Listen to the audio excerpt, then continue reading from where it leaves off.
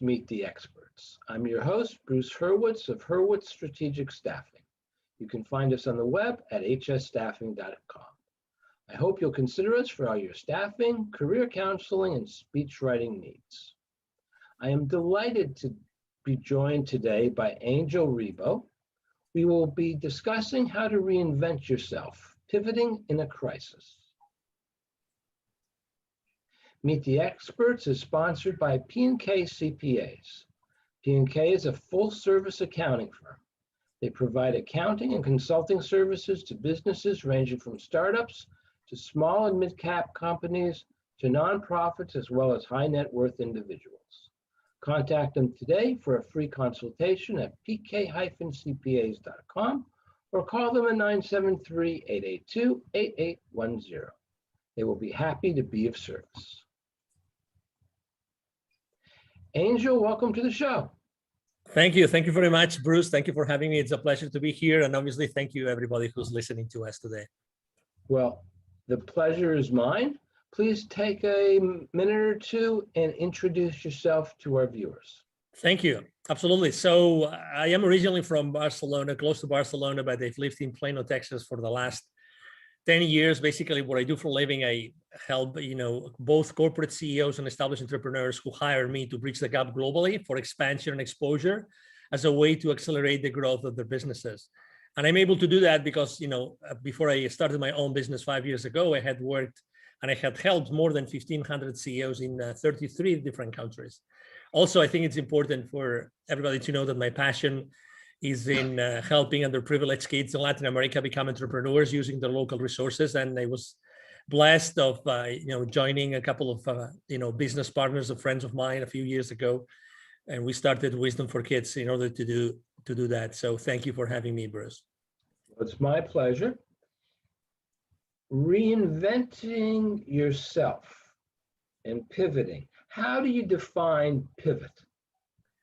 Thank you. Well, when I think about pivoting, I actually think about these basketball players that, when they are in possession of the ball, they start moving one leg is still, in contact with the ground, and the other one, they keep on moving it, one side and the other. So, and that's how I consider pivoting. Pivoting is actually, in a business setup, for me, pivoting is like changing something in your life or changing something in your business, but taking as a starting point what you have already developed and what you have already learned throughout time. So that's how I define myself pivoting. Now, if I can get through this without coughing, why would you have to reinvent yourself? Is it really reinventing yourself or reinventing the business in a crisis? That's a great question. Actually, it very much depends on what's going on out there, right? I mean, we're talking about in times of crisis, because when it's a crisis, there's some external events that oblige you to rethink about what you're doing and what you are offering to the market at that point in time. When something, is so dramatic that it's called a crisis, then you start thinking, okay, so if the market has changed, if the conditions of the market have changed, so the clients probably are looking for something else or might need something different. How can I do it? And to your point, you might have to reinvent yourself. You might actually have to learn new skills. You might have to go down paths that you've never been before, or maybe not. Maybe you can just, expand what you already were providing to your clients or to your market and take it from there. So it really depends on, I would say, how you have to pivot, or how do you have to provide additional products or services to the market. Let's take two different cases. And obviously the crisis that's in the background, the 800-pound gorilla in the room, is COVID-19. Okay. Let's say we have a business, an MSP, an IT service provider. Now they have to deal with Zoom. They have to deal with cybersecurity at a level that they never had to deal with before. So maybe they're bringing on more people in a time when you can't all be in the office together. Some people are going to work from home. Some people have to go out because their field network engineer. And if you're a field network engineer, field means you go out. And if you're an engineer, you have to touch the gizmo. But your principles, your values, your ideals stay the same. You're just offering more. As opposed to a restaurateur who now has to lay people off and change the business model.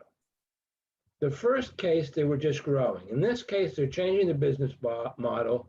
We're no longer going to be serving food inside. People are going to come to the window or to the door, or we're going to rush out to their car, and we're going to hand them their order. So the business model has changed.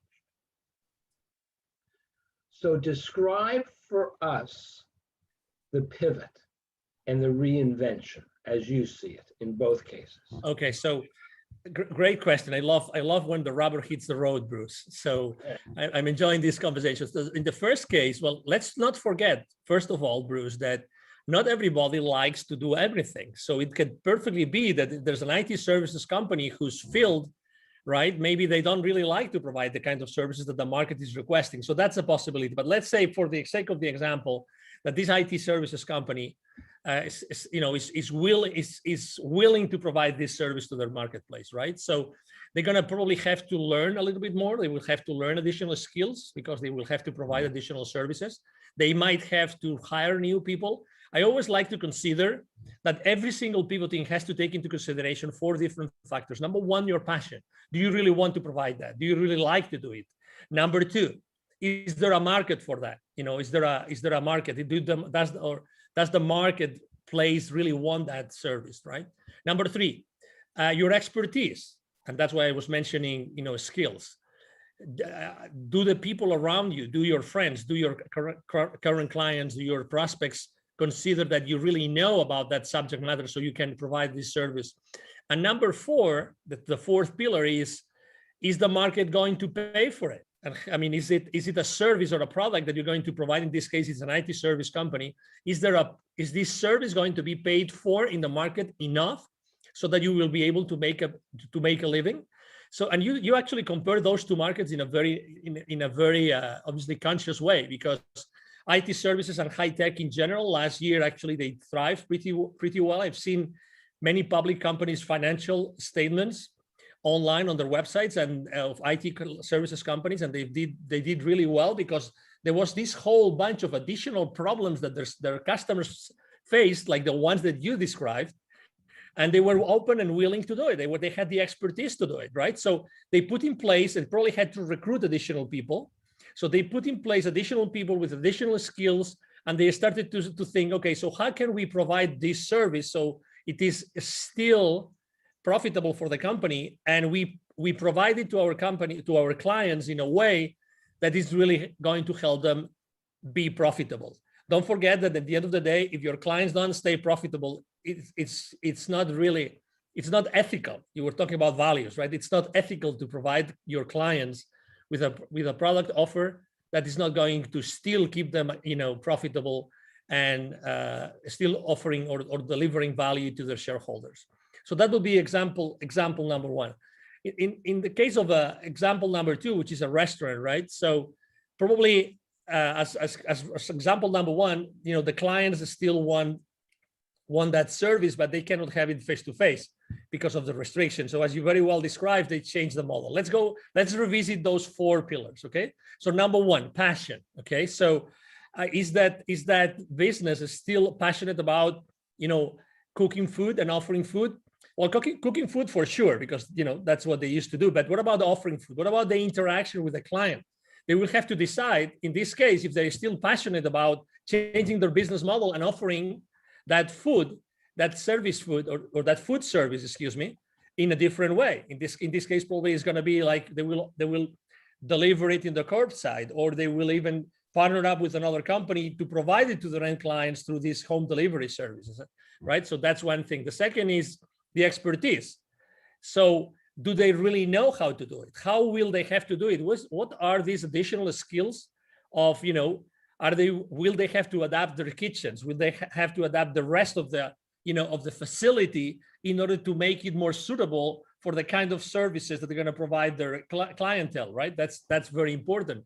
Number four, is there a market for this? Obviously, I think that we all keep on eating, right? We all keep on eating, and I think that we all still have disposable income in general. The clients of the restaurant industry, we all have disposable income, and we still want to, hey, today I don't feel really like, cooking, or I don't really feel like spending so much time in the kitchen. Why not buying somewhere else? Why not? Maybe we can go to that restaurant face to face. We cannot sit, on a table, but we can still, grab something, or we can have some of those intermediary companies to buy that from us, and we can have it. And number four, it's the market. Is the market going to pay for it? Definitely. I think that we have seen over and over again since last year that everybody was willing to pay this additional amount of dollars, whatever percentage it was, in order to have this amazing food, those delicacies that they would love to eat on site, to still have them delivered to the place. So those would be kind of how would I approach, from a pivoting or reinventing perspective, the times of crisis. Thank you. Now I want to talk about two other things. Of course. Basically, longevity. Continuing with food, we've now become used to delivery services. Yeah. I have 3 blocks over there, a very nice diner that I used to go to occasionally. Okay. I haven't been there since February of 2020. All Okay. right. Next week, I get my second Pfizer shot. From what I've heard, I'm not going to be feeling very well next week. Okay. But the week after, I may decide, okay, I now am supposed to be safe. I'll go in and I'll get something to eat. First time eating out. But I've also had the necessities of life delivered. For example, a pastrami sandwich. All right, I can't get a pastrami sandwich at the diner. They don't know what pastrami is. It's not good. I tried. Other things are good, not the pastrami. So there's a kosher deli, and I can get it delivered. It costs a little bit more. But there will come a time when people will say, you know what? Let's go out and eat. Let's not get delivered. There are going to be fewer deliveries. On the other hand, I very much like the idea of the supermarket delivering my food so I don't have to carry a lot of heavy bags. That, for me at least, is going to continue indefinitely. You're providing services based on a crisis, and once the crisis is over, how do you keep your clients utilizing those services? Because those services are going to remind you of the crisis, which you want to forget. I think that, well, number one, there's uncertainty, right? We're talking about uncertainty in the marketplace. So I think that we still don't know for how long, let's say, these business models have to be in place, for how long, or are those business models going to be in place, or those different ways to provide services and products to their clients. I think that we still don't know. So maybe the question is, I think that, and I'm going to relate to what typically happens when someone is launching a startup, some entrepreneur is starting their own business. I think that the most important thing is always being in touch with the market. There's something called like the minimum viable product. You probably, or service, you're obviously familiar with that. I think that being in touch with your client, consistently with your client, is going to give you the answer to what you just asked me. I think that really knowing what people are going to be comfortable in the future is going to be key. What I would personally do, and I would suggest probably my clients to do, is, hey, how are you keeping in touch with your client right now? Do you really know exactly the demographics of your client? Do you know where they are located? Do you know what kinds of services? Probably, if they have some system in place, some point of sale system in place, they will probably know who is typically buying what. And that's what's called like market intelligence, right? They already know their customer base, what are their habits of what they're buying or where they're eating, how they're doing it, how often, on which time frames, right? So all that market intelligence, the customer base intelligence, if you are a company that really cares about being in touch and knowing exactly what the market is asking for, I think that you will be able to really serve that wave. So obviously you have to plan. You have a business and you have to plan.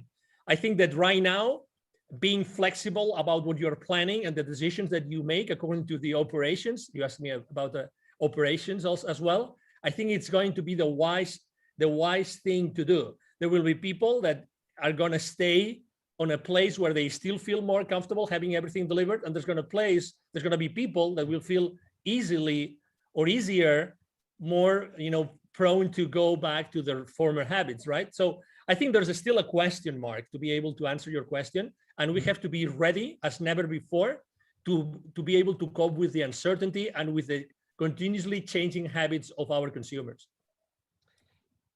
That's excellent regarding services, but let's talk about products, and there's only one product that I can think of.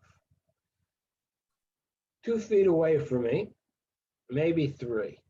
So to make you comfortable, 1 meter away from me are 2 gaiters. You know, the masks that don't have the strings for the ears. Okay. The 3 original blue masks that everybody bought a year ago. 2 black masks that I shouldn't have bought on Etsy. And once it's over with, I don't need any more masks because I can wash the gaiters. The other ones, for whatever reason, I haven't thrown away. I probably should. I doubt I would use them. There are companies now that most of their income are from masks. And that demand is going to disappear. So how did they pivot with their inventory, with their machinery, to something new? Because people are not going to want to wear masks forever. I agree. So we're talking about people are not going to wear masks forever, and probably they already feel comfortable with a specific kind of mask more than any others, right? So there will be a lot of, let's say, free use masks in the market. So that's in itself, it can be also an opportunity, but let's skip that. So number one. Well, no, I got to stop you. No one in their right mind is going to use a used mask. Yeah. No. Only yes, but somebody else's, no. No, but we're just thinking about the recycling part of the disposing. Yeah. Misunderstood. Thank you. No. It's all good. For the sake of the exercise, is a great conversation. So they have, number one, don't forget that these companies are having an income right now because they have clients. So even if it's a product as opposed to a service, these guys already have some clients, and they're supposed to know exactly what the clients need today and what they're going to need in the future. They have established already some business relationships, and there's some loyalty from those clients towards those vendors, in this case, ourselves, right? So I think that it would be wise if they started to think what, according to their experience and according to that relationship, if they start to talk to their clients and know, okay, so whenever this, I don't know if to call it wave or bubble, goes away, or you don't need as many as before, what do you think that we could provide you with? We think we understand your business, but what do you think you're gonna need? Again, and there's, as you know, probably not everybody has an inventory. A lot of people are just brokers or intermediaries, right? So it depends really on what your business model is. But what I would be doing is, okay, so if I've been able to provide you with this kind of product, okay, what about Mr. Customer? What about this other product that is related, that maybe I can use similar ways for manufacturing it, but it still can provide it still can provide a service. I remember in the beginning of this crisis, we talk about masks today, but we could talk about probably like gels, and many other things that are a lot of different companies, even automotive industry, started to as you remember, manufacturing different products, right, in order to use their spare production capabilities to fulfill the market needs, right? So I think it's gonna be the exact same thing, but the difference is that you made a statement, which is we're not going to need as many masks in the future. So I think that this is a lower level of uncertainty compared to what we said before. So I think that you can plan for a downtrend in the market of a specific product, and you can start thinking about, okay, so my production facility, in case it's my own production facility, how can I repurpose it so that I can try to have the same clients use a different product that can be of service to them moving forward, right? And that's why I think that as far as you really own the relationship with your clients and with your market, you are really in a very good position to pivot and to offer and to manufacture other products that can be of service. The only thing, I'm not trying to be funny here, but I have been able to think of is what else comes with a cloth and a string. And the only thing I could think of were parachutes and bibs. And two more divergent products I can't imagine. Mm-hmm. And I'm not sure that you would want to be in a plane and jump out of the plane knowing that your parachute was manufactured by the company that manufactured the bib that your child wears. All right, but maybe. I agree. As you know, it's a matter of certification, right? You will have to you will have to plan. You will have to have a business plan in place, and you will have to decide if all these additional, things that you have to do in order to be certified to serve, a similar kind of audience with a completely different product. I mean, again, it's a matter of what are the habits, what are the consumption habits of that market that you already have in place, of those clients that you already have in place. But to your point, I mean, nobody will allow you to sell another product unless it's gone through all the different, due diligence or the due diligence process that is necessary. But I think that there has been a lot of creativity and a lot of innovation in the market for the last 12 to 14 months due to the need to serve a different market or a market with different needs. And I think that has really been a very good thing.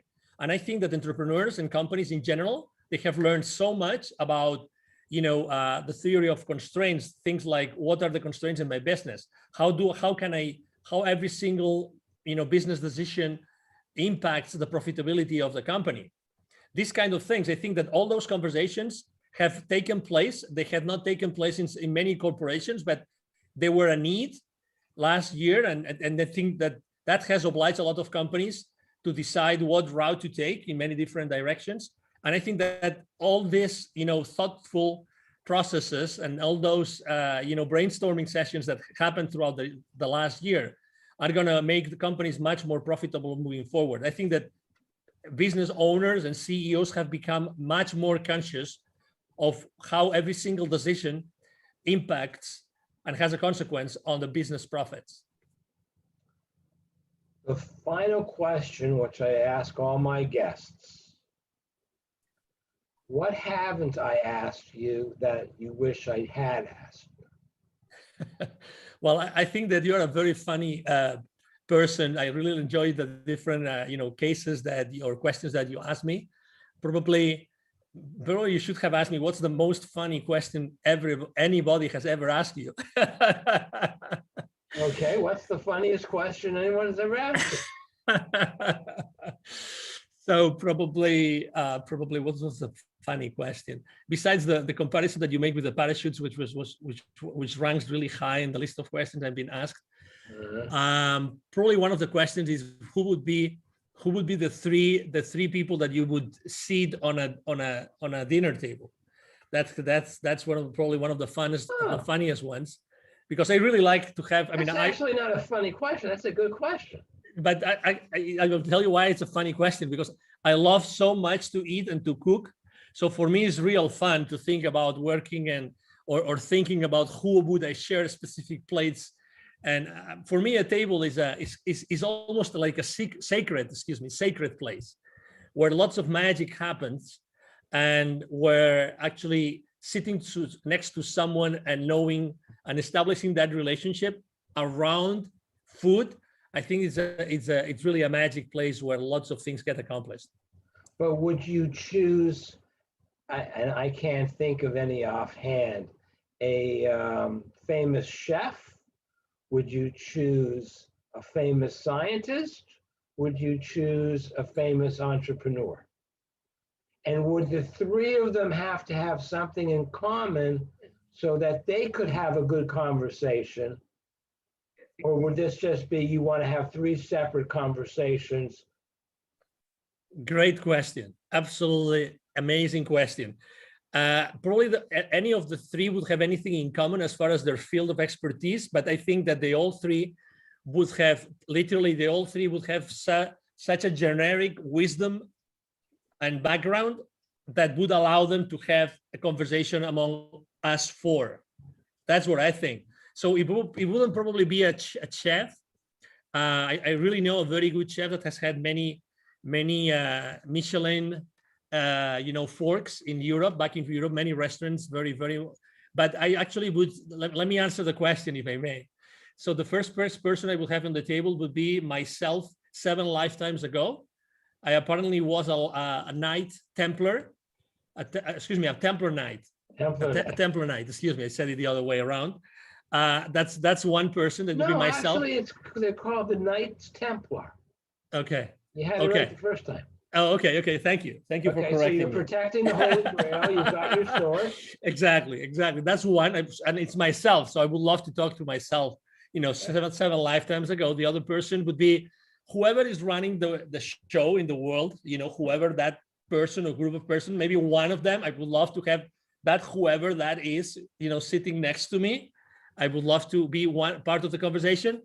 And the third one would be Jesus, and maybe not for the obvious reasons, but the reason for me would be because I think that typically the history books are written by the ones that won the wars. So I would love to have firsthand access to Jesus, so I could really have those tough conversations about, did you really write that? Did you really say that? Did you really do that? I would love to have that conversation. And I think that these three individuals all together could have a very, very nice conversation. What do you think, Bruce?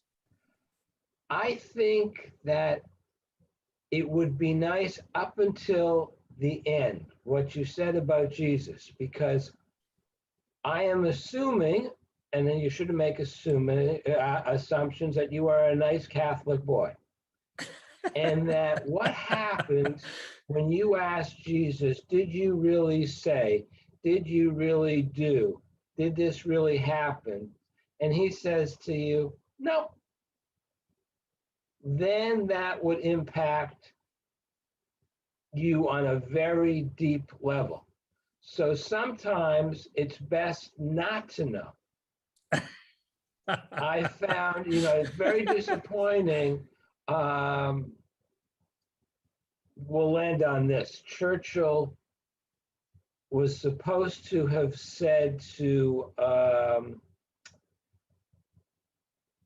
he was stopped by a woman at a party, a lady, and she said to him, Winston, you are drunk. And he said, Madam, you are ugly. The difference between us is tomorrow morning I will not be drunk. And then it was whether or not he continued the reason that you're laughing. But according to one of his biographers, it never happened. I want that to have happened because it's a great story. But enough. We've really got an off topic. And before I let you go, I want to thank you again. And please tell our viewers how they can best get in touch. Absolutely. So thank you. My name is Angel Ribo. Last name is Ribo, spelled like R-I-B as in boy, O. My brand is the CEO Confidant, THECEO-CONFIDANT.com, the CEOConfidant.com, and you can go there. That's my website. And the easiest way to reach out to me is actually through my email.